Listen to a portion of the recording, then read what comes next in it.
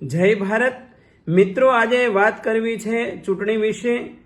વિશ્વના 100 કરતાં પણ વધારે દેશોમાં બેલેટ પેપર દ્વારા ચૂંટણી થાય છે। ભારત સહિત 20 દેશો કરતાં પણ વધારે દેશોમાં ઈવીએમ મશીન દ્વારા ઇલેક્શન થાય છે।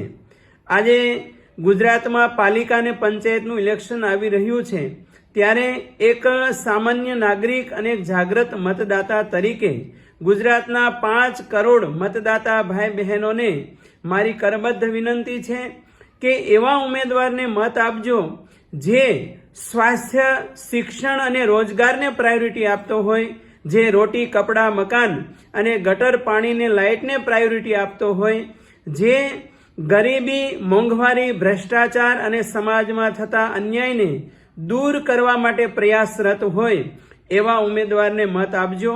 પરંતુ જે માત્ર ને માત્ર આસ્થાને નામે ખિલવાડ કરતો હોય, ખોટા દેશભક્તિના નામે ડોળ કરતો હોય અને જ્યાં વિસ્તારમાં જરૂર ન હોય ત્યાં ભારત પાકિસ્તાન, હિન્દુ મુસ્લિમ કે આતંકવાદના મુદ્દાઓ લાવીને મૂળભૂત મુદ્દાઓથી દૂર કરીને ભ્રમિત કરવાના પ્રયાસ થતા હોય એવા ઉમેદવારને ક્યારેય મત ના આપશો।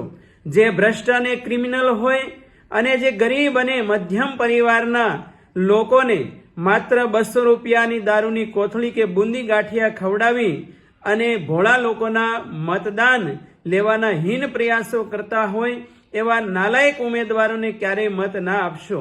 પરંતુ જે પાત્ર, લાયકાત અને પ્રામાણિક હોય એવા ઉમેદવારને મત આપજો।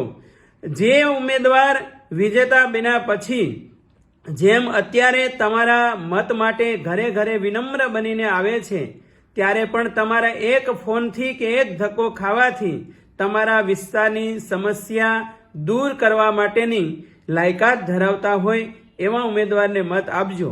નહીતર જેમ હરિદ્વાર મામો ગંગામાં ડૂબકી લગાવવા જાય અને બનાવટી ભાણો આવી અને મામાની વસ્તુ ચોરી જાય અને પછી 5 વર્ષ પછી પાછો આવે અને કહે મામા મને ઓળખ્યો, તો આવી પરિસ્થિતિનું નિર્માણ ન થાય એનું ધ્યાન રાખજો।